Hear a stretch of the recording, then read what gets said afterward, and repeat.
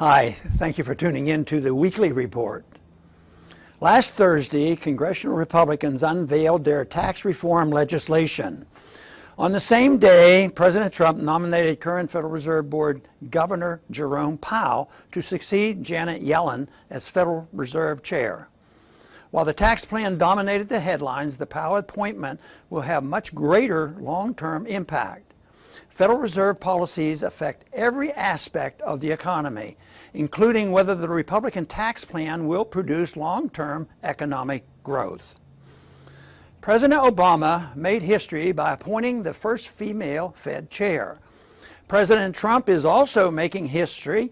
If confirmed, Powell would be the first former investment banker to serve as chairman of the Federal Reserve. Powell's background suggests he will continue Janet Yellen's Wall Street-friendly, low interest rates and easy money policies. Powell is an outspoken opponent of audit the Fed legislation. In 2015, Powell delivered an address at Catholic University devoted to attacking audit the Fed. Like most Fed apologists, Powell claims the audit would compromise the Fed's independence and allow Congress to control monetary policy.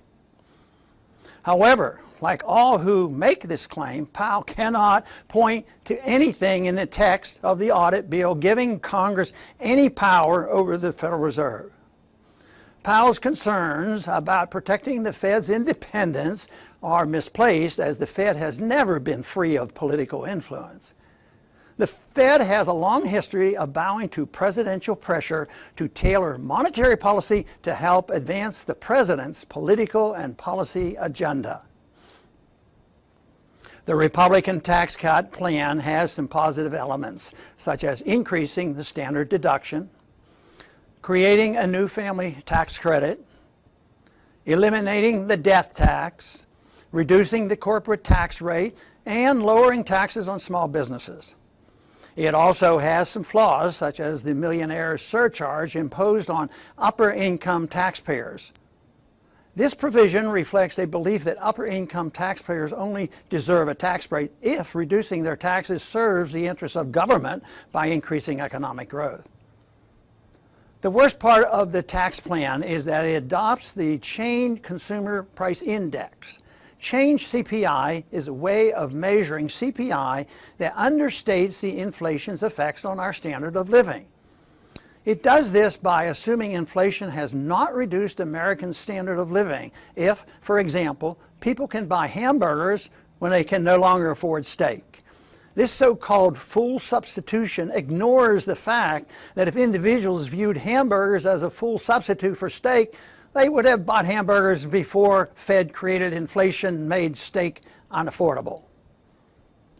Change CPI increases the inflation tax. The inflation tax may be the worst of all taxes because it is hidden and regressive. The inflation tax is not even a tax on real wages. Instead, it is a tax on the illusionary gains in economic caused by inflation. The use of change CPI to adjust tax bracket pushes individuals into higher tax brackets over time. Politicians love the inflation tax because it allows them to increase taxes without having to vote for higher tax rates. Instead, the Fed does the dirty work. Since their creation in 1913, the Federal Reserve and the income tax have both enabled the growth of the welfare warfare state and the erosion of our freedom and economic well-being. The key to restoring our liberty and prosperity, as well as avoiding a major economic crisis, is reversing the great mistakes of 1913 by repealing the 16th Amendment and auditing and ending the Federal Reserve.